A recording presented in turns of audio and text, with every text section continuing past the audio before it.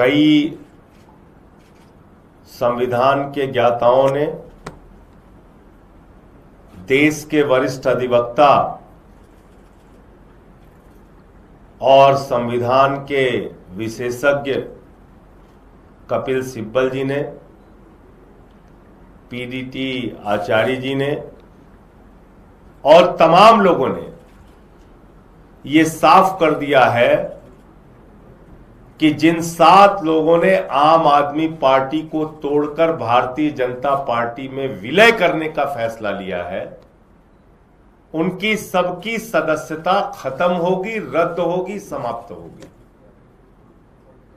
यह बहुत साफ तौर पे। और कल तो मैं एक टीवी चैनल देख रहा था, वहां पे एक एनडीए के घटक दल से जुड़े हुए अधिवक्ता ने कहा सुप्रीम कोर्ट के कि नहीं भाई, इनकी मेंबरशिप तो जाएगी। तो सभी विशेषज्ञों से बातचीत करके, सिब्बल साहब की राय लेके, मैंने राज्यसभा के सभापति और देश के माननीय उपराष्ट्रपति महोदय को एक पिटीशन भेजी है, जिसमें संविधान की 10वीं अनुसूची के मुताबिक इन 7 सदस्यों की सदस्यता पूरी तरीके से समाप्त की जाए, खत्म की जाए, इसके बारे में उनसे अनुरोध किया है। और उपराष्ट्रपति महोदय से, सभापति महोदय से मांग की है कि इसकी जल्द से जल्द सुनवाई करके और इस पे एक न्यायपूर्ण फैसला अपनी ओर से दें। यह क्यों जरूरी है? क्योंकि आप एक पार्टी से चुनकर आते हैं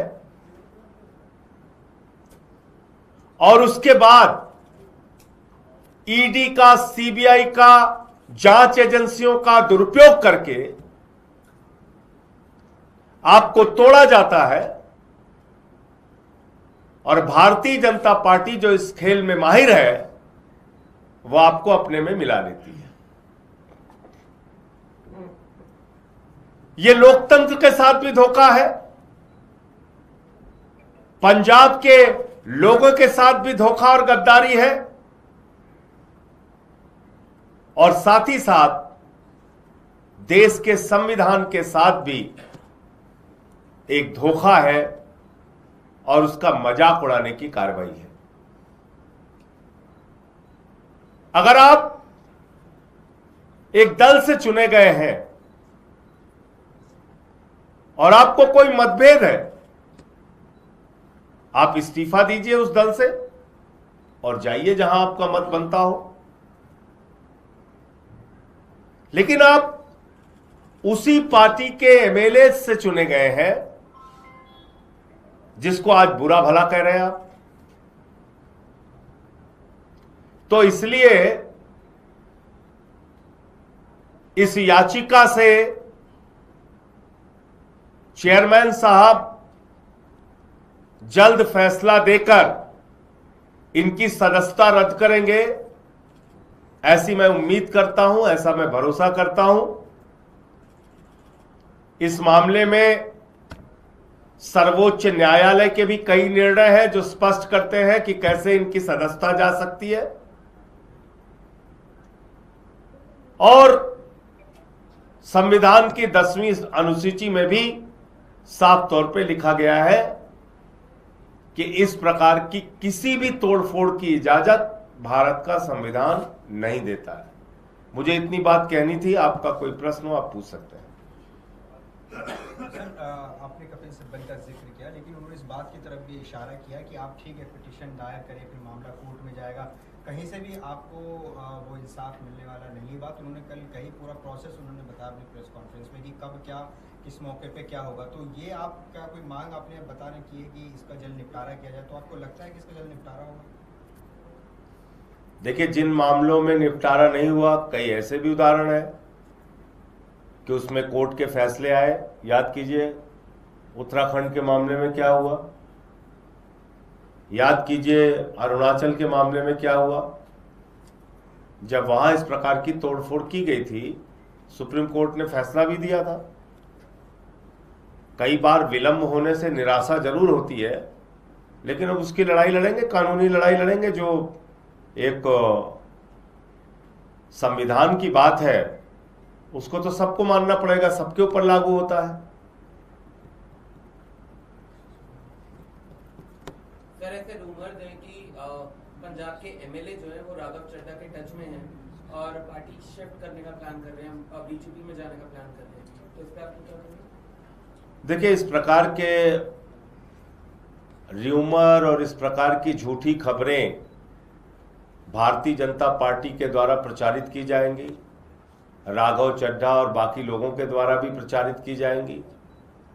पूरे पंजाब में इन लोगों का विरोध हो रहा है, इन लोगों के खिलाफ जनता सड़कों पे है, नारेबाजी कर रही है। पार्टी के साथ धोखा देने के लिए, पंजाब के साथ धोखा देने के लिए इनके खिलाफ वहां जन भावना है। और दूसरी बात, अभी तो खुद इनकी सदस्यता खत्म होने वाली है, तो अपनी सदस्यता खत्म कराने के लिए कौन सा एमएलए इनके साथ जाएगा? कौन जाएगा? राजनीति में तो इतनी समझ सब लोग रखते हैं। तो इसलिए ये एक झूठा प्रचार है, एक भ्रम फैलाने की कोशिश है, इसके अलावा कुछ नहीं। चड्ढा ने शीश महल 2 पे जो सवाल उठाए हैं उस पे आप कोई? ये तो कल की शायद प्रेस कॉन्फ्रेंस में आप नहीं थी, और अब तो तमाम हैंडल्स ने इसको वेरीफाई भी किया है कि वो एक फेक तस्वीरें थीं जो प्रवेश वर्मा ने जारी की। और कल भी हमने साफ तौर पे कहा था, आज भी कह रहा हूं कि भारतीय झूठा पार्टी के झूठ में जो लोग भी शामिल हैं उनके खिलाफ डिफेमेशन की मानहानि की कार्रवाई की जाएगी। और आज फिर दोहरा दे रहा हूं कि मैं एलजी महोदय से, मुख्यमंत्री रेखा गुप्ता जी से और परवेज वर्मा जी से कहना चाहता हूं, उनको चुनौती देता हूं कि आप लोग अपने अपने घर जनता के लिए खोल दीजिए। अरविंद केजरीवाल जी भी अपना घर जनता के लिए खोल देंगे और दूध का दूध पानी का पानी हो जाएगा। मीडिया वाले भी पहुंच के देख लेंगे किसका घर कितना आलीशान है, पता चल जाएगा। इसलिए ऐसी झूठे तस्वीरें जारी करना, ऐसा फ्रॉड करना, ये बीजेपी को इसमें महारत है। प्रवेश वर्मा ने वही काम किया है, तो उनके खिलाफ मानहानि का मामला, और जो भी लोगों, जिन चैनलों ने भी इस झूठी तस्वीर को दिखाया है, उनके खिलाफ भी कार्रवाई करने का काम हम लोग करेंगे। सर, भगवत मान जी ने प्रेसिडेंट ऑफ इंडिया से टाइम मांगा है, तो कुछ ऑफिशियल कम्युनिकेशन आया है? कितने बजे की मीटिंग है, कब होगी? देखिए, राइट टू रिकॉल का एक मामला है। अब उस पर उपराष्ट्रपति से मिलकर भगवंत मान जी अपनी बात रखेंगे। राष्ट्रपति महोदया से समय मांगा है उन्होंने, और जिन एमएलएज ने चुना है, आज उनके साथ तो धोखा हो गया। अब वो एमएलएज दोबारा इन लोगों को बुला रहे हैं कि भाई अब आप वापस आ जाओ, तुमसे काम नहीं हो पाएगा, तो इस्तीफा दे देना चाहिए। तो ये राष्ट्रपति महोदया से पंजाब के मुख्यमंत्री ने इसीलिए समय मांगा है, और मुझे लगता है कि जैसे ही समय मिलेगा वो उनसे मुलाकात करके अपनी मांग रखेंगे। संजय जी, एक अलग मामला है। अमेरिकी राष्ट्रपति डिनर दे रहे थे कतरार के दरमियान, तो वहाँ एक गोली चली। हालांकि पूरे दुनिया के जो भी राष्ट्रीय अध्यक्ष हैं उसकी निंदा कर रहे हैं। प्रधानमंत्री नरेंद्र मोदी का भी ट्वीट आया है कि लोकतंत्र में हिंसा की जगह नहीं है, लेकिन हम देखते हैं कई मामलों में उनकी खामोशी रहती है। इस मामले में उन्होंने भी अपनी राय व्यक्त की है। इस चीज़ को आप कैसे? देखिए, बिल्कुल हिंसा के लिए जगह नहीं है, और ईरान में जो खामिनेई और उनके पूरे परिवार की हत्या की गई, उसके लिए भी लोकतंत्र में कोई जगह नहीं है। और जो 160 मासूम बच्चियों को मारा गया लोकतंत्र में, उसके लिए भी कहीं दूर दूर तक जगह नहीं है। और जो अलग अलग देशों पे कब्जा करके वहाँ के राष्ट्रपतियों को गन पॉइंट पे उठाया जा रहा है, वेनेजुएला के राष्ट्रपति और उनकी पत्नी को, या जिस तरह से मानवता को कुचला जा रहा है, ख़त्म किया जा रहा है, फ़िलिस्तीन में बच्चे छोटे छोटे रोटी और पानी के लिए तरस रहे हैं, उनका कत्लेआम हो रहा है, तो इसकी मान्यता अमेरिका और इजराइल को किसने दी? कौन है जो उनको वैधता प्रदान करता है इसके लिए? तो आपके पास ताकत है, परमाणु शक्ति है आप, और आपके पास आर्थिक शक्ति है, और आपके पास सैन्य शक्ति है, तो आप उसका दुरुपयोग करके पूरी दुनिया को तबाह कर देंगे। और क्या बोला था ट्रंप साहब ने? ईरान को नक्शे से मिटा देंगे, खत्म कर देंगे। तो ये हिंसा नहीं है, ये हिंसा को बढ़ावा देना नहीं है। आप बाकी सब कुछ छोड़ दीजिए, भारत के संदर्भ में मैं बोल रहा हूं। आप हमारे नागरिकों को हाथ में हथकड़ी और पैर में बेड़ी बांध के भेजते हैं, पूरे देश को अपमानित करते हैं। और इतना ही नहीं, भारत के प्रधानमंत्री मोदी जी, हालांकि ये तो अपनी शर्म बेच चुके हैं, शर्म हया सब बेच चुके हैं नरेंद्र मोदी जी। इनको तो शर्म ही नहीं आती, भारत की इज्जत इन्होंने मिट्टी में मिला दी है। इनको क्या बोला उसने? तुम्हारा कैरियर खत्म कर देंगे। मोदी जानता है कि मैं उसका कैरियर खत्म कर सकता हूं, फिर भी कुछ नहीं बोले नरेंद्र मोदी जी। 100 से ज्यादा बार बोल चुका कि मैंने इसको धमकाया और इससे ट्रेड डील की धमकी दी, ऑपरेशन सिंदूर रुकवा दिया, सीज फायर करा दिया, फिर भी नहीं बोले नरेंद्र मोदी जी। और सबसे ज्यादा यह हिंदुस्तान के एक एक व्यक्ति के लिए अपमानजनक बात है।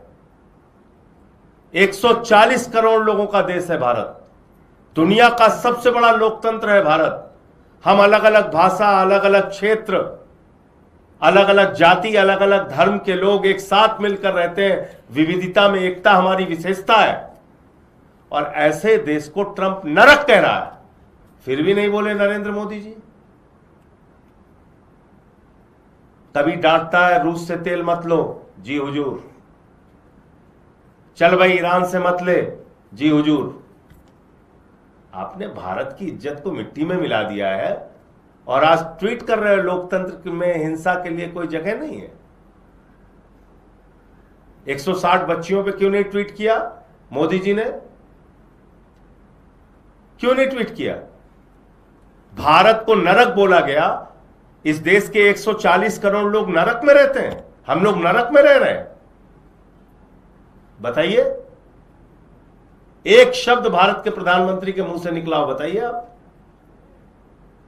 इनका एक नेता है राम माधव, उसका बयान मैं सुन रहा था, कह रहा था बताओ और कैसे बिछ जाऊं आपके आगे, बताओ क्या क्या कैसे कैसे गुलामी करनी है।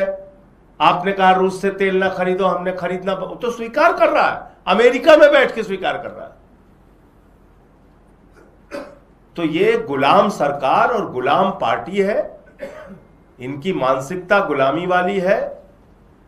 इन्होंने देश की प्रतिष्ठा को अंतर्राष्ट्रीय स्तर पे पूरी तरीके से समाप्त करने का काम किया। और हमारे प्रधानमंत्री की कोई विदेश नीति नहीं है, सिर्फ एक विदेश नीति है, ही खीकी ही खीकी, ही खीकी विदेश नीति।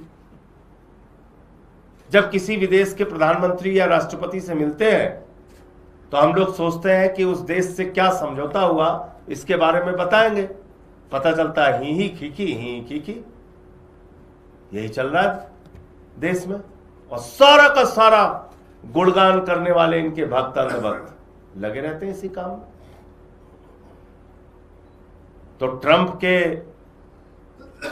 ऊपर तो नहीं, आगे पीछे जहां भी हमला हुआ हो, तो हम तो पूरी तरीके, हम तो गांधी के देश, हम तो हर प्रकार की हिंसा के खिलाफ हैं। लेकिन हम सिलेक्टिव तरीके से हिंसा को डिफाइन नहीं कर सकते।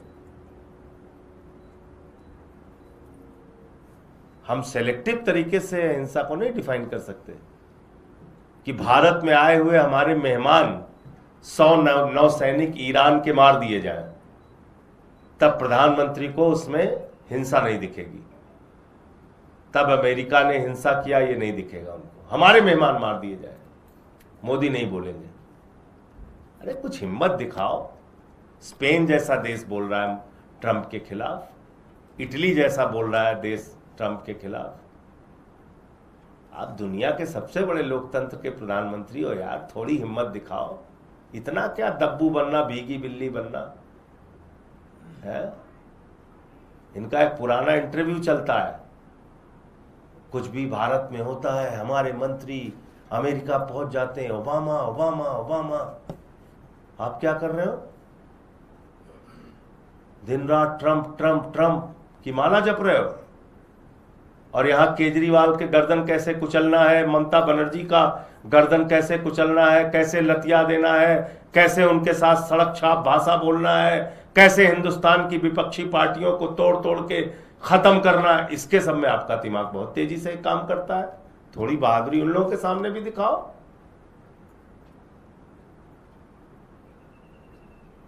तो ये बात है। सर एक और सवाल है, उदित राज है कांग्रेस के नेता, उन्होंने कहा है कि जिन सांसदों ने आम आदमी पार्टी छोड़ी उन्होंने देश हित में काम किया और बीजेपी से ज्यादा गद्दार आम आदमी पार्टी। कहने दीजिए, उदित राज कई पार्टी बदले हैं,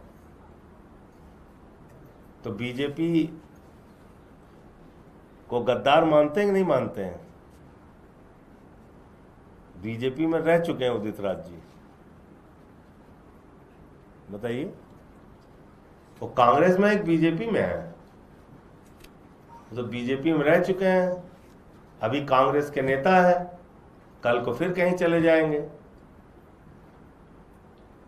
तो जो काम उन्होंने किया है वही काम इन 7 सांसदों ने किया है, तो उनका साथ तो देंगे। तो राहुल गांधी कह रहे हैं बंगाल में तृणमूल कांग्रेस बीजेपी के लिए दरवाजा खोल रहा है, वहां पे नारी सुरक्षा नहीं है। इसका पता तो 4 तारीख को चलेगा ना, जब तृणमूल कांग्रेस और ममता बनर्जी जी भारतीय जनता पार्टी की नफरत की राजनीति का सफाया कर देंगी, तब पता चलेगा ना। और राहुल गांधी जी को यह क्यों नहीं दिखता कि बाबरी मस्जिद बनाने वाले को जेड कैटेगरी की सुरक्षा दिया है अमित शाह और मोदी ने? इस पे बोला किसी ने? देश के किसी नेता ने इस पे बोला? जो आदमी बाबरी मस्जिद बनवा रहा है, हुमायूं कबीर, उसको हजारों करोड़ रुपए चुनाव लड़ने के लिए बीजेपी देती है, ये स्टिंग ऑपरेशन में उसने माना। और इसके अलावा उसको जेड कैटेगरी की केंद्रीय सुरक्षा बल के द्वारा सुरक्षा दी गई है। वो कहां से मिलेगी इसको? इसका मतलब मोदी अमित शाह मिल के बाबरी मस्जिद बनवा रहे हैं वहां पे हुमायूं कबीर के साथ। मोदी, इस देश के लोग अगर इन चीजों को नहीं समझेंगे और नहीं पहचानेंगे तो आने वाले समय में परिस्थितियां और खराब होंगी। आप एक ऐसे घिनौने पार्टी और घिनौने राजनीतिक खेल में शामिल हो गए हैं जाने अनजाने, जो लोगों की घटियापन की आप कल्पना नहीं कर सकते। जो आदमी बाबरी मस्जिद बनवा रहा है उसको ये पैसा दे रहे हैं 1000 करोड़ रुपए, और वो कह रहा है हम बीजेपी के साथ मिलकर सरकार बनाएंगे बंगाल में। और ये लोग उसको जेड कैटेगरी की सुरक्षा दिए हुए हैं।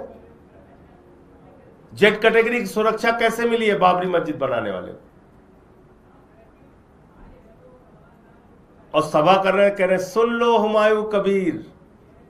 अरे अंदर अंदर तो मिल लो हुमायूं कबीर चल रहा है, वहां क्या सुन लो कर रहे हैं भाई? वहां तो अंदर अंदर मिल लो हुमायूं कबीर है। तो भाजपा ने कई भाजपा बना रखी है, उसमें कुछ ऐसे भी दल हैं जो मुस्लिमों के बीच में भारतीय जनता पार्टी का काम करते हैं। तो बंगाल में राहुल गांधी जी को और सारी पार्टियों को यह देखना चाहिए कि बीजेपी से कौन लड़ रहा है और बीजेपी किसके साथ है। बीजेपी बाबरी मस्जिद बनाने वाले के साथ है। बीजेपी बाबरी मस्जिद बनाने के लिए पैसा दे रही है।